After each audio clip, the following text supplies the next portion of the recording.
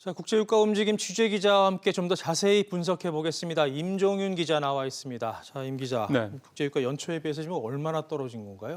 국제유가를 얘기할 때 기준이 WTI, 서부텍산 중진류지 않습니까? 네. 연초 WTI의 유가 추이를 좀 먼저 표로 같이 좀 보시겠습니다. 1월 2일 날 61달러였거든요, 배럴당. 그게 아까 뭐 리포트에 나왔습니다만 어제 마이너스 37달러까지 떨어졌습니다. 이거는 뭐 차치하더라도 4월 1일 날만 해도 20달러. 그러니까 한 석 달 만에 3분의 1 토막이 났다 이렇게 봐야 될 것 같고요. 우리가 주로 수입하는 중동산 두바이도 그림 비슷합니다. 1월 2일 날 65달러였던 게 지난 20일 날 어제는 21달러까지 여기는 뭐 3분의 1 토막도 더 난 그런 상태입니다. 네.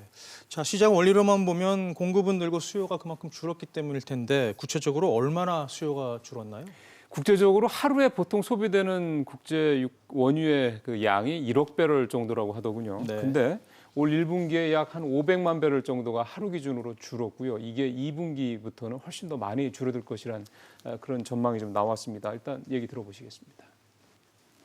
500만 배럴에서 1000만 배럴 정도 수요가 줄어든 것으로 조사되고 있고 2분기에는 약 한 2,500만에서 한 3,000만 배럴 정도 수요가 줄어들 것으로 그렇게 예상하고 있습니다. 많이 줄죠. 그리고 네. 계속 크게 줄어드는 양이 늘어난다는 게 또 걱정이고요. 또 하나의 이유는 산유국들의 감산 합의가 늦어진 것도 유가 급락의 속도를 더했다라는 분석입니다. 산유국들의 감산 체제가 지난달 붕괴되면서 증산 경쟁이 벌어지면서 오히려 유가 하락을 더 키운 셈이 됐는데 이것도 역시 전문가 얘기 들어보시겠습니다.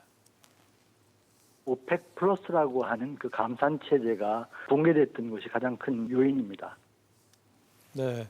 자, 일각에서는 뭐 국제유가가 10달러 선까지도 예. 떨어질 것이라는 분석이 나오고 있는데 바닥이 지금 어딜지 궁금하거든요. 전문가들은 어딜 가르치고 있나요? 전문가들도 마이너스를 기록한 건 처음이라고 하더군요. 네. 그러니까 어떻게 보면 국제 원유 시장이 그만큼 패닉 상태다라고밖에 볼 수가 없는 겁니다. 그러다 보니까 어떻게 보면 유가 전망이라는 게 무색할 정도인데요. 예, 전문가 얘기 한번 들어보시겠습니다. 유가가 현재보다 뭐 더 떨어질 가능성도 있고요. 지금은 예측 자체가 상당히 어려운 그런 상황입니다. 그러다 보니까 유가의 반등 시점은 결국 코로나19 사태가 어느 정도 종식이 되고 글로벌 수요가 회복이 되는 시점이 되지 않겠냐 이렇게 얘기하는 건데 일각에서는 연간 평균으로 따지면 배럴당 한 30달러 중반대가 되지 않겠냐라는 전망도 있습니다. 들어보시겠습니다. 2분기까지는 계속 유가가 저유가를 형성될 것으로 보입니다. 그래서 한 3, 4분기부터는 조금 회복을 해서 연간으로는 한 35달러 내외로 형성되지 않을까.